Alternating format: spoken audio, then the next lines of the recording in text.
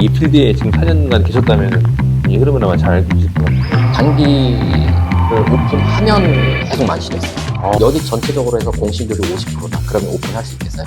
못할 것 같습니다. 근데 저는 할 수 있을 것 같아요. 왜냐면 퇴사 설계소.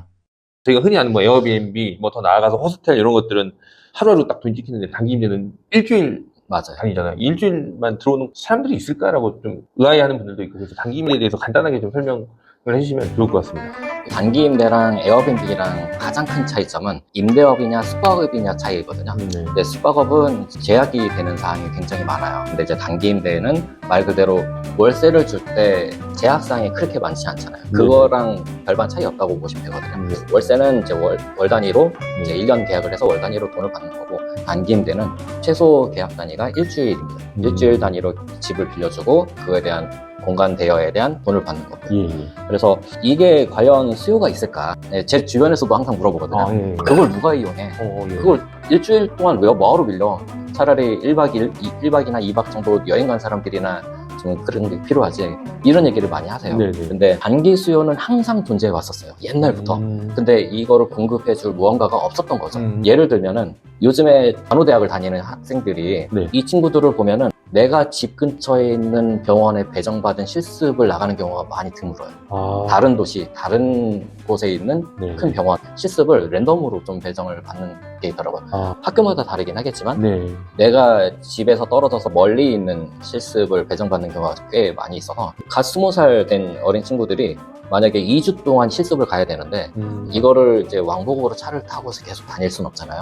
그렇다고 이 친구들이 2주 동안 모텔을 이용하는 것도 어렵고. 근데 이런 친구들, 실습생 친구들이 꽤 많이 들어오는 편이고요. 병원 주변에 있는 것들은. 그리고 결혼하고 이제 신혼집을 꾸미는데 리모델링을 한다든지, 리모델링 손님도 꽤 있고, 출장, 단기 출장, 장기 출장 하시는 분들도 있고, 최근에 들어오신 분들 중에서는 분양사무소, 내가 서울 사람인데 평택이든 청주든 거기에 대단지 분양하고 이거를 완판시킬 때까지 거주해야 될 필요성이 있다. 그러면 이제 1년 단위 월세를 계약을 하기보다는 빨리 될 수도 있고 짧게 끝날 수도 있으니까 이런 단기 임대 상품도 이용하고요. 그래서 수요는 항상 있어 왔습니다. 그리고 최근에 이제 월세 부담이 커지다 보니까 대학생들이 보통 1년 단위로 한꺼번에 계약을 맺고 월세를 들어가거든요.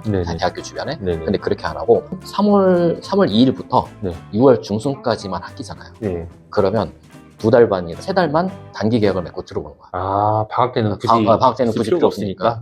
그러면 3개월 정도만 단기 계약하고 들어오고, 또 다음에 2학기도 3개월 정도만 들어오고, 이런 식으로도. 그래서 단기 수요는 꾸준히 있었는데 그동안 공급이 좀 없었다. 그래서 제가 처음에 시작했을 때는 단기를 오픈하면 계속 만실이었어요. 오픈하면 만실이. 근데 지금은 이제 좀 많이 경쟁자 생겼죠. 제가 이제 이거를 4년 전부터 시작을 했는데 그때 당시에 오픈한 개수에 비해서 10배 이상이 늘었어요, 공급이. 그때 오픈되어 있었던 개수 대비?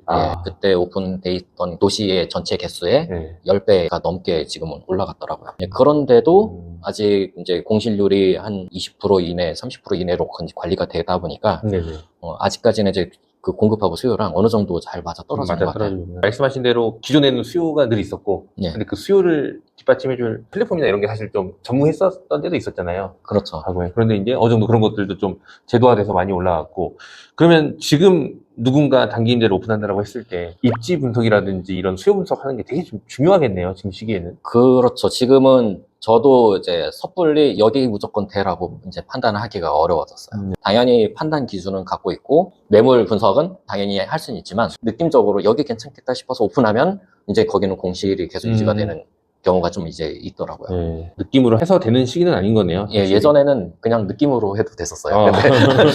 근데 지금은 이제 느낌만으로 여기를 픽해서 만약 오픈한다 그러면 실패할 확률이 굉장히 높습니다. 이 필드에 지금 4년간 계셨다면 이 흐름을 아마 잘 알고 계실 것 같은데, 그러면 제가 알기로 그 동공구님 채널을 보니까 이런 거에 대한 도움, 컨설팅도 하고 계시는 걸로 알고 있는데. 네, 지금은 컨설팅도 하고 있고요.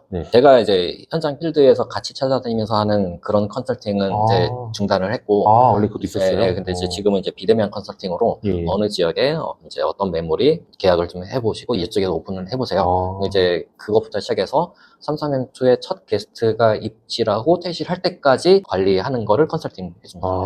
컨설팅 범위가 거기까지입니다. 제 지인 중에서도 제주도인데 이게 3-3 입주를 하고 싶어 해요. 근데 네. 이제 그 입지라든지 이런 부분에 있어서 좀 더 계속 공부를 하고 있기는 한데 전문가적인 면모가 있으시다 보니까 한번 여쭤봤습니다. 이제 저도 이제 제 채널에서 이제 음. 어떤 곳에 입지를 가야 되는지는 다 설명을 해놨긴 했어요. 네네네. 애매하고 난해하다. 그러면 호스트가 많은 지역으로 들어가라. 네. 네. 아, 정답이네요. 네. 왜냐면 호스트가 많은 지역은 여기에 수요가 있기 때문에 호스트들이 다 들어가 있는 거거든요. 네네. 자, 그런데 이제 그걸 보시면 만약에 전체 여기 이제 해당 지역에 네. 꽂아서 내가 들어가겠다고 생각하고 매물 분석했을 때 여기 전체적으로 해서 공실률이 50%다. 그러면 오픈할 수 있겠어요?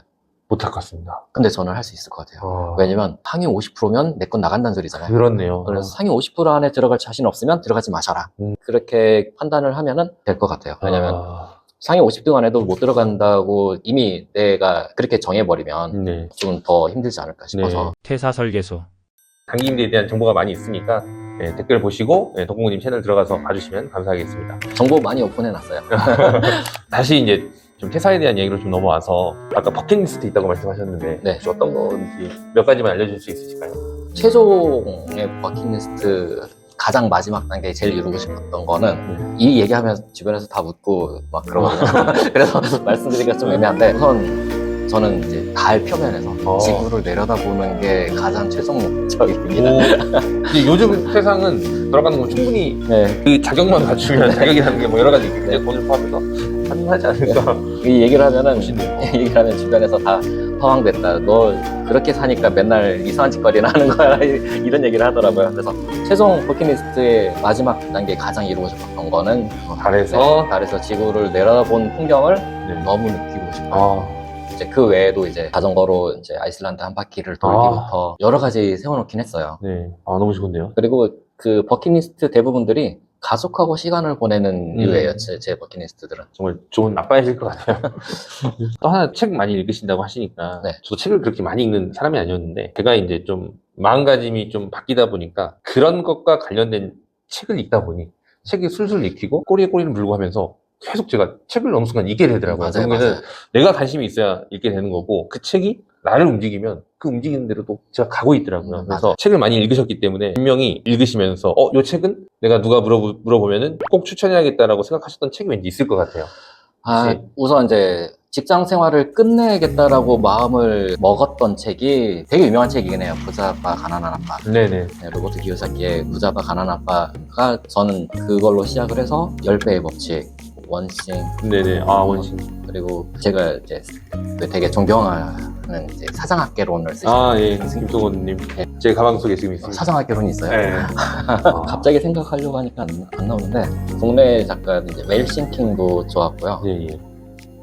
자청님의 역행자. 예. 역행자도 너무 술술 잘 읽히는 책이고 맞습니다. 네. 처음에 시작한다면 그런 책이 가장 좋았던 것 같아요. 그리고 부자의 그릇 요 책 다 아내분하고 같이 읽으셨죠? 다 읽었죠. 그랬을 것 같습니다. 그러면 제가 딱 부자 아빠 가난한 아빠 듣자마자 저도 제가 읽고 이제 제 아내가 읽으면서 너무 이야기가 잘 통했고 특히 역행자 한때 지금 이제 사실 호불호가 갈리는 또 뭐 의견들도 있어요. 네, 그걸 맞아요. 떠나서 네. 저는 이렇게 생각하거든요. 내가 어떻게 이거를 소화하느냐, 어떻게 네, 내가 맞아요. 꼭꼭 씹어 먹었느냐가 중요한데 저도 그렇고 제 아내도 그렇고 되게 잘 소화해서 되게 공감을 하면서 그 상황들을 보고 그 사고방식으로 세상을 좀 바라보는 계기가 됐었거든요. 그래서 맞아요. 왠지 아내분하고 같이 이렇게 잘 공유를 하셔가지고 상호작용이 잘 되시는 것 같아서 퇴사 설계소. 아무래도 제 채널 이름이 퇴사 설계소다 보니까 네. 퇴사를 좀 고민하는 직장인분들이 좀 많이 볼 거라고 생각을 해요. 그래서 네. 그런 분들한테 해주고 싶은 말이 있다면 어떤 말이 있을까요? 퇴사를 하게 되면 자유롭게 살 거라는 생각을 버리셨으면 좋겠어요. 퇴사부터 하게 되면 이제 현금 흐름을 만들기 위해서 쫓기게 되거든요. 그러면 다시 그 쫓기게 되기 때문에 다시 들어가기 싫은 회사를 다시 들어가는 경우도 생기고 비슷한 시기에 이제 퇴사를 하신 분도 결국은 더 안 좋은 회사로 다시 재취직을 하신 분도 계시거든요. 결국 문제는 뭐였냐면 퇴사부터 하느냐 아니면 퇴사를 하기 위해 단계를 거쳐서 결국 퇴사의 목적을 이루느냐의 차이인 것 같더라고요. 회사를 그만두면 뭐라도 될 것이다. 회사를 그만두면 뭐라도 시작하면 되겠지라고 하면은 그때부터는 굉장히 쫓기게 돼요. 저도 어느 정도 준비를 했다고 생각했거든요. 네. 준비를 많이 하고 퇴사를 했다고 생각했는데도 쫓기는 삶을 살았어요. 한동안 계속. 더 벌어야 돼. 이걸로 부족해.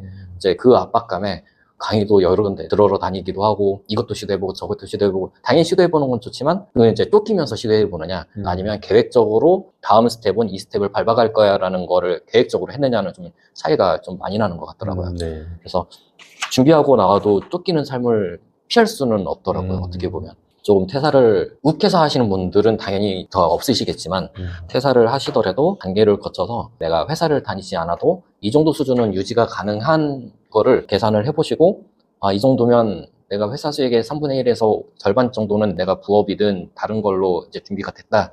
그때부터 시작해도 좀 안 늦을 것 같더라고요. 네. 그래서 무작정 퇴사를 하시기보단 준비를 하고 퇴사를 하셔라. 그거밖에 없는 것 같아요. 네. 그리고 내가 퇴사하고 무엇을 할 것인가가 목표가 확실해야지만 그거에 맞춰서 달려갈 수 있고 그게 없으면 좀 여기저기 휘둘리는 경우가 좀 있더라고요. 네, 좋습니다.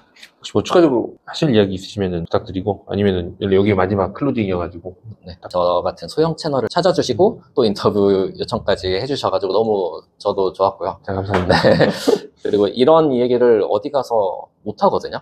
네, 주변 지인들한테 해도 욕먹고 맨날 그렇게 산다 이상하게 산다라고 이렇게 사람들이 별로 안 좋아해요. 근데 이런 얘기를 할 수 있는 자리를 마련해 두신 것도 좋고 이거를 공감을 하시든 안 하시든 결과적으로 나는 회사에 꼭 몸을 담고서 있는 것도 굉장히 저는 좋다고 생각해요. 왜냐하면 회사에서 이바지하는 만큼 뭐 우리 사회도 되게 잘 돌아가게끔 지금 어느 쳇바퀴에 중요한 기여를 하고 계신 분들 많으실 테니까 회사가 무조건 나쁘다, 내 시간을 뺏는다 이런 거는 아니거든요. 근데 제가 삶의 목표 한 개 달라서 퇴사를 한 거지 삶의 목적에 맞춰서 뭐 진행하셨으면 좋겠습니다. 퇴사해도 힘들고 회사를 다녀도 힘든 것 같습니다. 예. 아니, 마지막에 해주셨던 말이 좀 가슴에 와닿네요. 사실 다 각각 존재의 이유가 있는데 또 너무 이게 극단으로 가면 회사에 쓰는 시간 아까워라고 또 그렇죠. 편향적인 생각을 가질 그렇죠. 수가 있는데 사실 그건 아니잖아요. 그렇죠. 각자의 방향, 목표가 다른 것 뿐이지 지구 온라인 서버에서 유저로서 그냥 하고 싶은 게 다 다를 뿐이잖아요. 그렇죠. 예. 오늘은 유튜버 돈꽁무님 모시고 퇴사라는 선택을 하신 이유 그리고 그 이후 현실에 대해서 솔직한 이야기를 들어봤고요. 아무래도 중요한 건 퇴사 자체가 아니라 내 삶의 주도권을 어떻게 가져올 것이냐인 것 같습니다. 오늘 좋은 이야기 들려주셔서 다시 한번 감사드립니다. 초대해 주셔서 감사합니다. 감사합니다. 감사합니다. 감사합니다.